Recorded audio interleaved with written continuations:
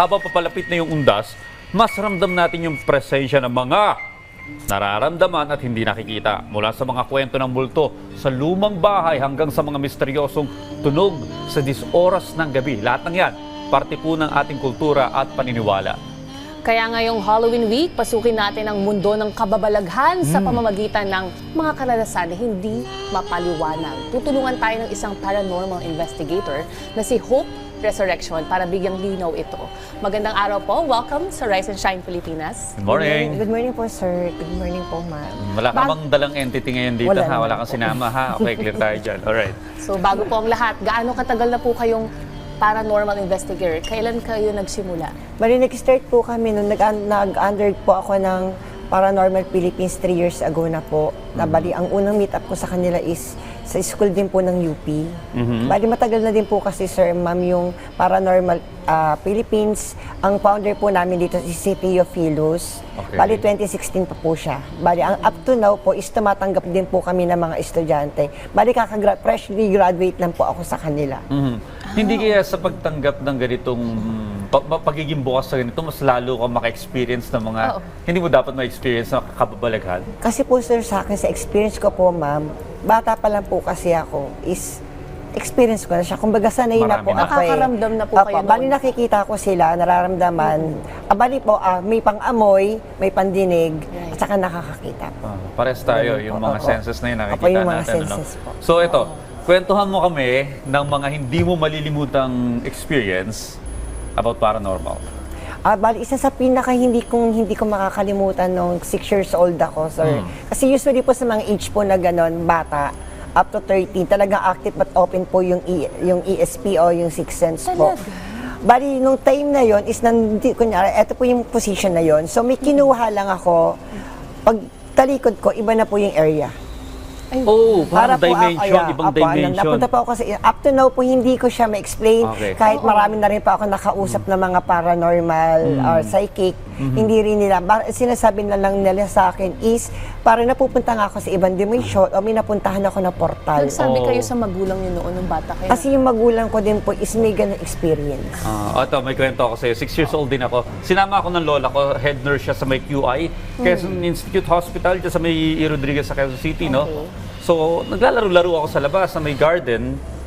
May isang puno doon, may 3 akong batang nakita na igorot. Yung nakabahag, tapos kulot-kulot sila, may team, ganyan. Tapos tinatawag nila ako para maglaro. Oh my God. Wala namang igorot doon. And then, ayun, hindi ko malilimutan yun kasi bata ako pa eh. Tapos tinatawag ako para maglaro nun. So, ibig mo sabihin, mas bata ka, mas open yung Yes mga... po, opo. Ayon po sa pag-aaral namin sa Paranormal Philippines, saka kahit pag nag-research po, mas open po talaga pag bata. So mas open sila makita na yung mga hindi na kikita ng mga ordinary. Yung nga po yung para means kasi is beyond, di ba? Hindi po maipaliwanag. Meron po naman. bang pagkakataon na sa investigation nagdadalawang isip kayo o natakot kayo Opo, before doing it or during? Yes po, kasi kahit po sanay ka na po na nakakakita since nung bata ka. Pag isa sa paranormal po na investigation na try namin, isang abandonadong lugar po yun eh. Aha. Bali, ginawa po siyang opisina, pero dati po siyang bahay. Nagkaramdam din po ako ng takot, pero syempre hindi ko po kailan i-show yun eh. Kumbaga sa sarili din ko, kasi matatakot din po yung nasa paligid namin. Okay. So, depende sa entity yan. Baka Yes may po, malalakas opo. na entity. Pero dito, sa PTV, marami ng kwento dito sa PTV eh. May nakikita po ba kayo ngayon sa studio pagpasok? Oo, may nararamdaman ka ba dito? Yung kanina po, yung pagpasok ko pa lang po sa pinaka-main gate po. Main gate? Ayun, doon na po kasi syempre matagal na rin po to. Tsaka kahit saan naman po, may mga mas nauna pa sa atin eh. Kumbaga nandito na po talaga sila mga earthbound entities na minsan, nung one time nga po is may nakausap ko ako na entity. Ayaw talaga, parang we offer prayer. May mga entities po pala na hindi sila tumatanggap ng prayer. Mas gusto nilang mag-stay sila dito. Pero sinasabi nga po na simbahan na ang mga entity na to is mga demons. Na Right, dapat right. hindi natin sila ine-entertain, hindi natin sila pinapansin. Ini-ignore natin sila. Alright. Merong kaming experience ni Prof. Fifi, no, na ibinahagi last year. Ano pong masasabi nyo dito? Napanood nyo po yun eh. Apo. Oo. Yung kay sa una pong video na napanood ko. Yung kay Prof. Yeah. Opo. Bali pareho naman po siyang earthbound entities. Kaya yung kay Sir po kasi is iniisip ko kasi parang ang kwento niya is parang kalaro niya tapos may nakita siyang may hawak na trident yun nga po yung isang entity na to. Ang paliwanag ko, ang tanong ko lang po dun kasi is sa investigation po kasi hindi po kasi pwede mag-conclude agad na nakakita na agad o na-meet niya na agad yon, which is dapat po is kailangan alamin natin baka may history siya o baka nag-create siya na may kalaro siya. So, minsan po kasi baka ganun imagination lang. Baka ganon. Depende po kasi sa interview analysis po through scientific approach po. Okay, pero yung sa Yung akin, sa'yo po, sir, napanood mo yun? napanood ko sa'yo, Okay. parang habang pinapanood ko siya, nakapag-channel ako dun Okay. Kaya alam ko po na, ay legit to. Legit Okay. siya talaga. Kasi hindi naman po, yung description nyo, bibihira po kasi maka-encounter ng ganong entity. Siyempre, usually, description niya, malaking tao kapre, ganon agad Pero yung sa inyo po, ibang entity po yun. Ang lahi po niya is sa mga duwende. Kasi may mga lahi po sila Yeah. Madam, Iba-iba po paano sila niyo po ba malalaman kung bad spirit ito o good spirit? As individual po is mararamdaman nyo naman po Ramdam. yun. Ako kasi nakaramdam ako ng bad spirit sa scout ano area. yung good spirit? 2 times. Natuwa ka, ganon? Hindi. Two times naramdaman ko sa scout. Nag-CR ako sa Chili's. Bigat. Yes Tapos po. namamadali May ako energy. umihi sa cubicle. Minsan natatakot tayo. Pero ito, iba yung pakiramdam Tapos nagtinginan pa kami ng mom ko, parang iba. Tapos ganun din, sa same area, across naman the restaurant, Amici restaurant, kaloob ng CR nila. And you know, I'm wondering, pa iba-iba din yung mga restaurants na nandun sa area na yun. Nagko-close, tapos may bago na naman mag-open.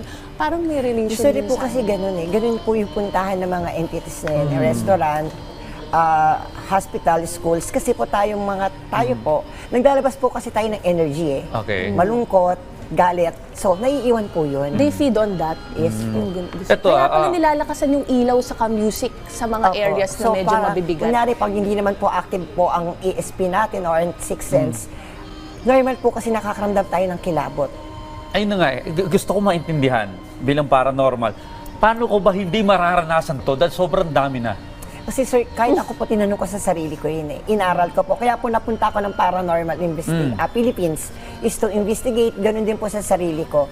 Na ayaw ko siyang tanggapin kasi nga iisipin sa akin na baliw ako. Dahil nakakakita ako na hindi nila nakakakita. Pero dapat po is i-spread ko po yung light.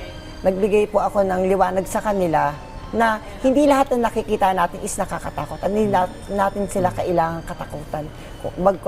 Magbigay tayo ng katuruan doon sa mga taong hindi pa mas nakakaunawa.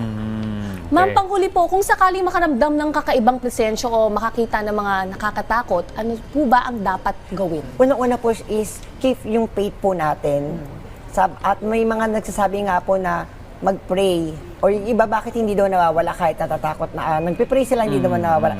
Kasi po, ang prayer po is nanggagaling po sa puso natin yan. Intention po natin. Kahit po sa mga exorcism, kahit anong sabihin mo dyan na orasyon o dasal, kung hindi po nanggagaling sa puso natin, kahit po yung salita lang in Jesus' name, basta galing po sa puso natin, mawawala po yung takot. Alright, well, maraming salamat po sa inyong oras Thank at you po. hopefully hindi na maranasan ng mga kababayan natin yung mga experiences mo at experiences ko. Ayan, maraming salamat sa ating bisitang paranormal investigator, Hope Resurrection. Maraming salamat. God bless po.